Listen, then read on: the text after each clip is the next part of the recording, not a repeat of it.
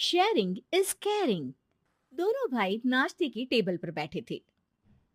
प्रियंका, मेरा नाश्ता कहाँ है? भाभी, मुझे भी ऑफिस के लिए लेट हो रहा है। इस पर प्रियंका किचन में से दोनों के नाश्ते की प्लेट्स लेकर बाहर आती है। लो भाई, आप दोनों का नाश्ता। किसी को भी 1 मिनट का सब्र नहीं है। ये प्रियंका का ससुराल है, जहाँ कोई औरत ना होने की वजह से शादी वाले दिन से ही घर के साथ दोनों भाइयों की जिम्मेदारियां प्रियंका संभाल लेती है। दोनों भाई शांति से नाश्ता कर रहे होते हैं कि अंकुश अपने भाई की प्लेट से पराठे का एक टुकड़ा उठा लेता है। आपको पता है ना, मैं खाना शेयर नहीं करता, फिर भी मेरी प्लेट में से खाना जरूरी है क्या? अरे हद हो गई है, मुझे नहीं खाना अब। अंकुर गुस्से में नाश्ता छोड़कर टेबल से उठ खड़ा होता है। अरे, ये कैसा बिहेवियर है अंकुर? एक टुकड़ा ही तो है। एक हो या आधा, मुझे भूख लगी है तो ये सिर्फ मेरा ही है। उसे भी किसी के साथ शेयर करने बैठा तो भूखा नहीं रह जाऊंगा। अरे बाबा ठीक है, अब इस पर भी लड़ाई। दूसरा बना देती हूँ, पर प्लीज ऐसे खाना बीच में छोड़कर मत जाओ। इससे अन्न का अपमान होता है। ओ प्लीज भाभी, ऐसी कोई चीज होती ही नहीं है। आपके पास पैसे हैं, खरीदो और खाओ। अगर नहीं खाया जाए तो फेंक दो। अरे दुनिया में सब यही करते हैं। अंकुर बैग उठाकर ऑफिस के लिए चला जाता है, जिसके पीछे उसका बड़ा भाई मायूस सा घर में खड़ा रह जाता है। जिसने बचपन से सोने की चम्मच में खाया हो, उसे दुनिया के बारे में क्या पता होगा। वैसे गलती तो हमारी ही है। अगर कभी बचपन में ही सही गलत का फर्क सिखाया होता तो आज ये हाल नहीं होते। आप फिक्र क्यों करते हैं जी? भगवान है, वो जो भी करता है सबकी भलाई के लिए ही करता है।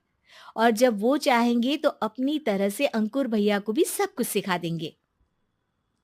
पत्नी की बात पर विश्वास कर अंकुश भी ऑफिस चला जाता है। सुबह से दोपहर होती है और अंकुर लंच करने ऑफिस के पास वाले रेस्टोरेंट में पहुंचता है, जहां वो एक साथ बहुत सारा खाना ऑर्डर कर देता है। सर, क्या कोई आपको ज्वाइन करने वाला है? नहीं तो क्यों? अब कुछ नहीं सर, ऐसे ही। वेटर चला जाता है और कुछ देर में अंकुर का ऑर्डर लेकर वापस आता है, जिस पर अंकुर सब डिशेस में से थोड़ा थोड़ा खाकर बाकी ऐसे ही छोड़कर बिल देकर चला जाता है। वाह भगवान, तेरी माया। कहीं कोई एक एक टुकड़े के लिए तरसता रहता है और ये 5 लोगों का खाना ऑर्डर करके एक का भी पूरा नहीं खाते। पैसे वालों की माया। वेटर टेबल साफ कर बचा हुआ सारा खाना लेकर रेस्टोरेंट के पीछे घूम रहे बच्चों के पास पहुंच जाता है, जिसे देख बच्चों के चेहरे खिल उठते हैं। वाह, आज इतना सारा खाना आया। थैंक यू भैया। भगवान आपको खाने की फैक्ट्री बना दे। अगर ये फैक्ट्री मेरी होती तो तुम लोगों को कभी किसी का झूठा बचा हुआ खाना नहीं खाना पड़ता। चलो तुम लोग खाओ, पर ध्यान रखो किसी को पता ना चले, नहीं तो मेरी नौकरी चली जाएगी। इसी के साथ दिन बीतता है और रात को दोनों भाई एक साथ घर पहुंचते हैं। कुछ देर में सब डिनर करने बैठते हैं, जहां अंकुश अंकुर को समझाने की कोशिश करता है। अंकुर, अगर हमें लाइफ में सब कुछ मिला है, इसका ये मतलब नहीं कि तुम उसका गलत फायदा उठाओ, बल्कि तुम्हें उसकी मदद से दूसरों को भी मदद करनी चाहिए। भैया, जिनके पास नहीं है उनकी वजह मैं तो नहीं ना। और ऐसे बहुत लोग हैं जिनके पास सब कुछ है। इसलिए अगर मैं एक इंसान कुछ नहीं करूंगा तो कोई फर्क नहीं पड़ने वाला। तुम्हारे भैया बस एक चीज समझाना चाहते हैं कि जिस चीज की हमारे पास कमी नहीं है, उसे बर्बाद करने से अच्छा है कि लोगों के साथ शेयर करें। इससे हम सिर्फ सामान नहीं, खुशियां भी बांटते हैं, और इसमें तुम्हारा ज्यादा कुछ तो जाएगा नहीं। भैया भाभी की बात सुन अंकुर कुछ बोले बिना उठकर चला जाता है। इसी तरह दिन बीतते रहते हैं, जिसमें अंकुश और प्रियंका कोशिश तो बहुत करते हैं, पर अंकुर पर किसी भी चीज का कोई असर नहीं पड़ता।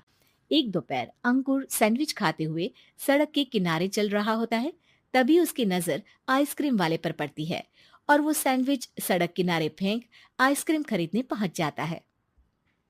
अब इसे कहते हैं जिंदगी का सुख। जैसे ही अंकुर आइसक्रीम लेकर पीछे मुड़ता है, तो एक आदमी को सड़क से वही सैंडविच उठाते हुए देखता है। वो आदमी बहुत कमजोर, गरीब, जैसे बहुत दिनों से खाना ना खाया हो वैसा लग रहा था। अंकुर उसके पास जाकर खड़ा हो जाता है। उसे देखकर आदमी सैंडविच अंकुर की तरफ कर देता है। आपको भी खाना है क्या? क्या हम इसे आधा आधा कर ले? मुझे बहुत भूख लगी है। वो मेरा ही झूठा सैंडविच है। तुम दूसरा खरीद कर क्यों नहीं खा लेते? इसे क्यों खा रहे हो? अरे भैया, अगर खरीदने के पैसे होते तो 4 दिन से भूखा नहीं घूम रहा होता। हैं? क्या? तुमने 4 दिन से कुछ नहीं खाया, फिर भी इस आधे सैंडविच को मेरे साथ बांटने के लिए तैयार हो गए? क्यों? अरे भैया, पैसा नहीं है तो क्या हुआ, इंसानियत आज भी उतनी महंगी नहीं हुई, और ना ही उस पर अमीर गरीब का टैग लगा है जो हम उसे रख ना सके। पर अफसोस, आजकल लोगों के अंदर पोषण, खून या विटामिन से ज्यादा इंसानियत की कमी होने लगी है। आदमी की बातों से अंकुर को समझ में आ जाता है कि वो आज तक कितना गलत काम करता आ रहा था।